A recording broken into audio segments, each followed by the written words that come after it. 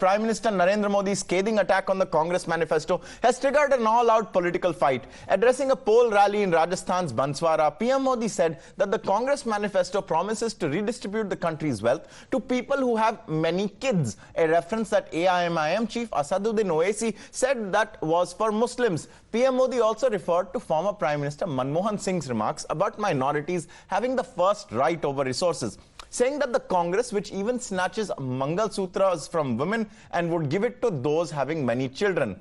PM Modi was referring to former Congress President Rahul Gandhi's statement from earlier this month, where he said that if voted to power, the Congress would conduct a financial and institution survey to ascertain who is in possession of the wealth of the country. He said that the party's government would then undertake an exercise to redistribute the same.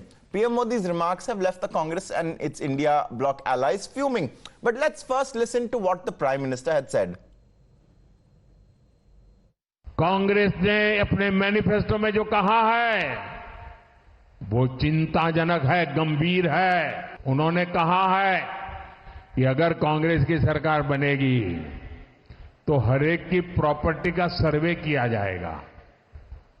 हमारी बहनों के पास सोना कितना है उसकी जांच की जाएगी, उसका हिसाब लगाया जाएगा। हमारे आदिवासी परिवारों में चांदी होती है, सिल्वर कितना है उसका हिसाब लगाया जाएगा। इतना ही नहीं, आगे क्या कहा है, ये जो गोल्ड है बहनों का और जो संपत्ति है ये सबको समान रूप से वितरित कर दी जाएगी। क्या ये आपको मंजूर है क्या? मेरी माताओं बहनों की जिंदगी में सोना वो सिर्फ शो करने के लिए नहीं होता है, उसके स्वाभिमान से जुड़ा हुआ है। उसका मंगलसूत्र वो एक सोने का कीमत का मुद्दा नहीं है, उसके जीवन के सपनों से जुड़ा हुआ है। तुम उसे छीनने की बात कर रहे हो अपने मैनिफेस्टो में। गोल्ड ले लेंगे, सबको वितरित कर देंगे। और पहले जब उनकी सरकार थी उन्होंने कहा था कि देश की संपत्ति पर पहला अधिकार मुसलमानों का है। इसका मतलब ये संपत्ति इकट्ठी करके किसको बांटेंगे?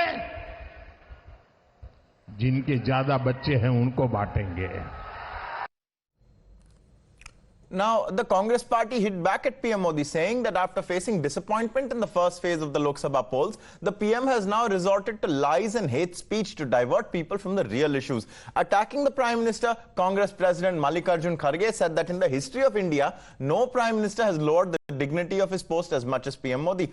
The Trinamool also called PM's remarks brazen, shameless communal appeal and demanded immediate action from the Election Commission. Owaisi also trained his guns on PM Modi, saying the Prime Minister called Muslims infiltrators and people with many children in order to instill fear among common Hindus.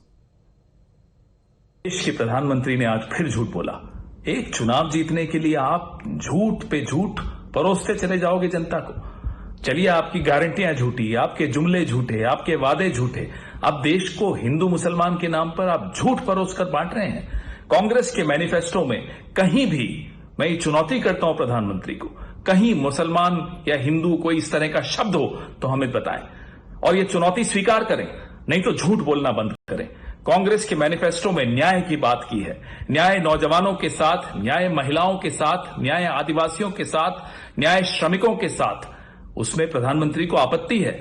आपत्ति हो भी क्यों ना, ये हमारा न्याय पत्र प्रधानमंत्री को आईना दिखाता है और उनके 10 साल के कृत्य दिखाता है।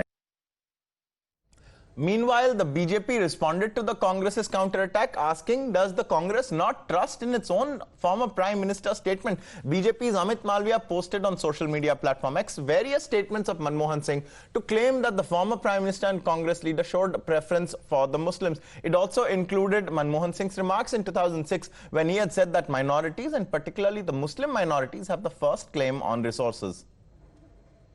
On our resources. We need to be revitalized. We will have to devise innovative plans to ensure that minorities, particularly the Muslim minority, are empowered to share equitably in the fruits of development. They must have the first claim on our resources. We need to be revitalized. We will have to devise innovative plans to ensure